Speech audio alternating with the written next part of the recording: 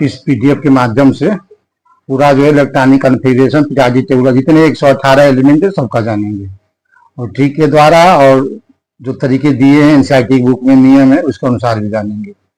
अब जैसे आप देखते हैं कि कोई भी एटॉमिक स्ट्रक्चर पढ़े होंगे तो उसमें क्वांटम नंबर पढ़े होंगे या सेल पढ़े होंगे, तो वहाँ जो सेल होती है, ऑर्बिट होती है, उसको KLMN से लिखा जाता है। आप पीछे स्टडी किए होंगे, समझते होंगे। और के का मतलब होता है वन, जिसमें एक सेल को वन कहते हैं, दो सेल को एल, और तीन सेल को एम, और चार सेल को एन, मतलब एक तरह का नाम दिया गया है। अब इसको आगे और बढ़ाते हैं। इसके लिए सेल में इलेक्ट्रॉन को भरने के लिए 2n² फार्मूला दिया गया है। अगर मान लीजिए 1 में और ये 2n² को ऑपरेट करते हैं तो ये क्या हो जाएगा, 2 × 1 का स्क्वायर इक्वल टू क्या आ जाएगा, 2। दूसरे सेल के लिए क्या आ जाएगा, 2 × 2 का स्क्वायर इक्वल टू 8। तीसरे के लिए आ जाएगा 2 ब्रैकेट में 3 का स्क्वायर, ये क्या आ जाएगा 18। 2 ब्रैकेट में 4 का स्क्वायर कितना आ जाएगा, 32। ये चीजें आप जानते हैं, आप बहुत आसान है। तो ये KLMN को भी जानते हैं, 1 2 3 को भी जान गए होंगे, इसको भी n² को भी जान गए, ये पूरी बात आप समझते होंगे।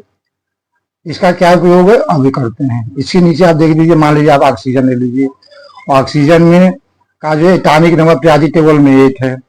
अब इसको जो है हम अगर इसके अनुसार जो देंगे, इसको मैजिक नंबर बोलते हैं। ये जो है क्या है, मैजिक नंबर पीरियोडिक टेबल के लिए, केमिस्ट्री के लिए।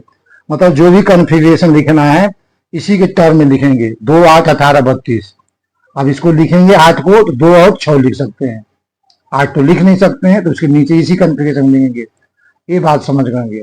अगर ये 2 6 को अगर SPDF के कॉन्फ़िगरेशन में लिखे तो 2 जो है फर्स्ट सेल में है तो फर्स्ट S2 हो जाएगा, और 6 में 2 सेल होती हैं, सब सेल जो है S और P, तो S में 2 हो जाएगी या P में 4। मतलब इसका फुल कॉन्फ़िगरेशन क्या हो जाएगा, फर्स्ट S2 2S2 2P4। ये बात भी समझ गए होंगे। इसी तरह अगर मान लीजिए मैग्नीशियम है, इसका एटॉमिक नंबर 12 होता है। 12 को अगर लिखे तो क्या हो जाएगा, 2 8 2 या 2 8 2, मतलब तीसरे सेल तक जाएगा। तो ये पहले के लिए अगर एस में लिखें तो पहले में केवल एक सब सेल होती है 1s2 हो जाएगा, दूसरे में 2 सब सेल होती है 2s और 2p। इसमें क्या हो जाएगा 2s2 और 2p6, और फिर जो 3 में s2। ये कॉन्फ़िगरेशन यहाँ तक आप समझ गए होंगे, आराम से इसको कर सकते हैं। आगे बढ़ते हैं। अब जैसे इलेक्ट्रॉनिक कॉन्फ़िगरेशन लिखते हैं तो आप n+l रूल पढ़े होंगे या आप बाउ प्रिंसिपल भी पढ़े होंगे। अब उसमें जो तरह तरह का एरो दिया है, उसमें बच्चे अक्सर कंफ्यूज करते रहते हैं, तो इसको आप इसी तरह लिख लीजिए, सेट बना लीजिए। कैसे, जैसे ही लिखा हुआ है, first S 2s 3s 4s 5s 6s 7s तक लिख लीजिए, क्योंकि 7 पीरियड है। अब पूरे सबकी पढ़ना है तो उसको कर लेते हैं।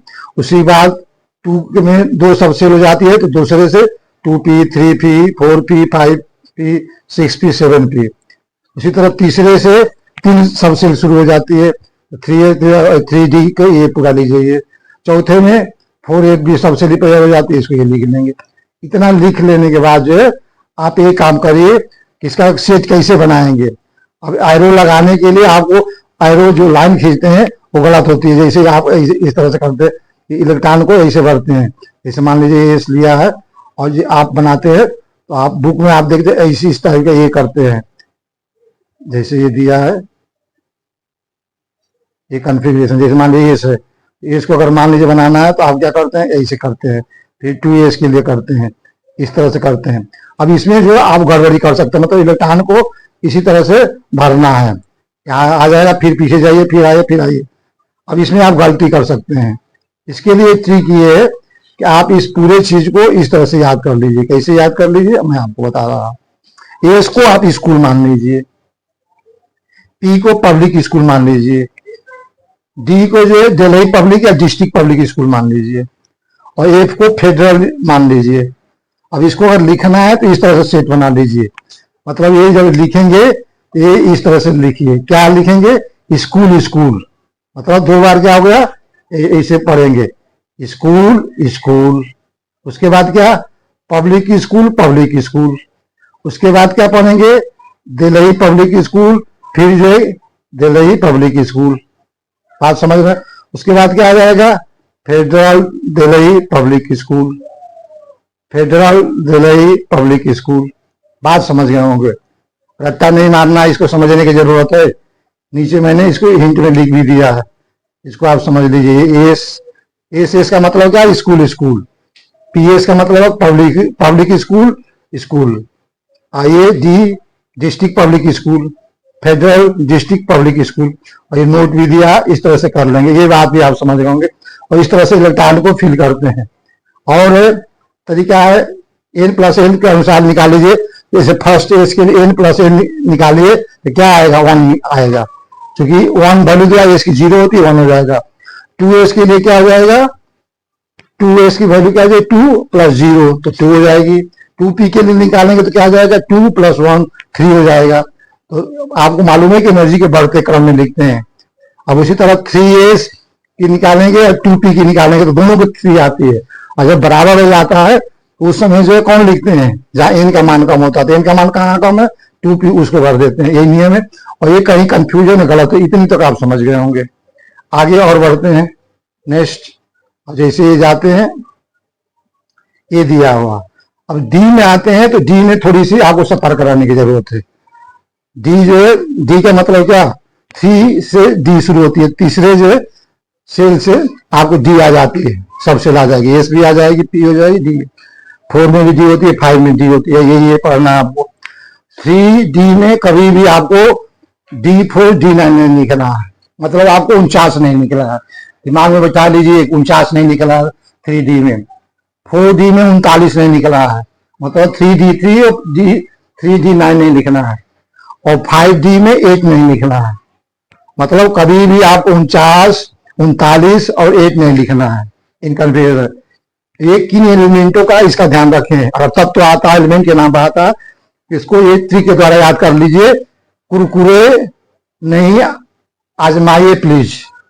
वैसे भी कुरकुरे आप जानते हैं कि ये जितने राख कचरे वेस्ट मटेरियल है उससे बनता है, और सभी डॉक्टर जो मना करते हैं आपको खाने के लिए, खाना नहीं चाहिए, उसमें प्लास्टिक मटेरियल रहते हैं, तमाम पॉल्यूटेड चीज रहती है। इसलिए मैंने ये लिख दिया कि कुरकुरे नहीं आजमाइए प्लीज। एक तो आपके लिए स्वास्थ्य के लिए भी जानकारी हो गई, ऐसे भी। और कुरकुरे का मतलब ये है कि जैसे सीयू दिया, सीयू लिखा तो उसे कुरकुरे हो जाएगा, एजी से नहीं आजमाइए, पीटी से प्लीज। इस चीज को भी आप समझ गए होंगे। इसके अलावा जो है हम एक चीज और नीचे चले आते हैं।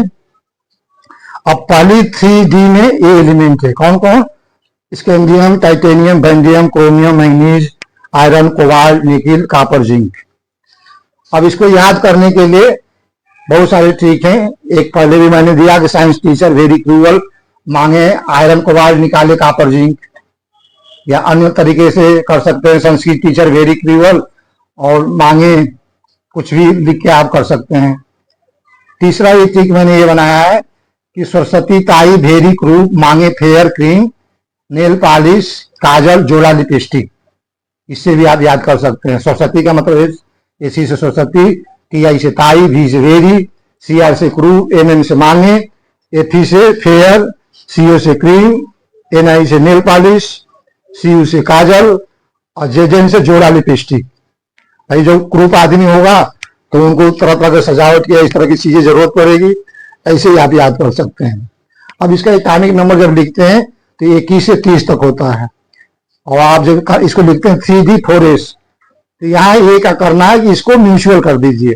ये जैसे लिखा है 2 1 है, 1 को इधर कर दीजिए और 2 को इधर इस तरह से क्रॉस कर लीजिए। करने का मतलब है कि ये 2 जो है आप एस में लिखेंगे, ये जो नीचे दिया है, इधर वाला जो अंक है लेफ्ट और राइट है, तो लेफ्ट वाले अंक को क्या करना है, एस में लिख देना है, और राइट वाले को डी में लिख देना है। ये ध्यान रखें। मतलब ये क्या हो जाएगा, अगर स्कैंडियम के लिखेंगे तो ये आपका हो जाएगा 3D1 4S1। उसी तरह इसका लिखेंगे तो यहाँ कोई करने की बात है, ये तो दोनों इक्वल है, तो आपको क्रॉस मल्टीप्लिकेशन करने की जरूरत नहीं है, ये 3D2 4S2 हो जाएगा। अगर ये फिर मान लीजिए वेरी का 23 का आता है तो इसको इधर का उधर कर दीजिए, मतलब ये हो जाएगा 3D3 और क्या हो जाएगा 4S2। अब ये बात समझ गए हो, इसको आराम से आप कर सकते हैं। आप रिपीट करते रहिए, कहीं भी आपको गड़बड़ नहीं होगी। बस जो मैंने पीछे बात बताई है, इस चीज का आपको ध्यान रखना है कि कहीं भी आपको कुरकुरे नहीं आजमाइए, प्लीज में वाली बात याद रखिए, मतलब 49, 39, 8 का ख्याल रखिए, इसको जो आजमाइए नहीं तो आपका क्वेश्चन गलत हो सकता है और आपके नंबर जा सकते हैं, आपका सिलेक्शन रुक सकता है, मेरिट गड़बड़ा सकती है।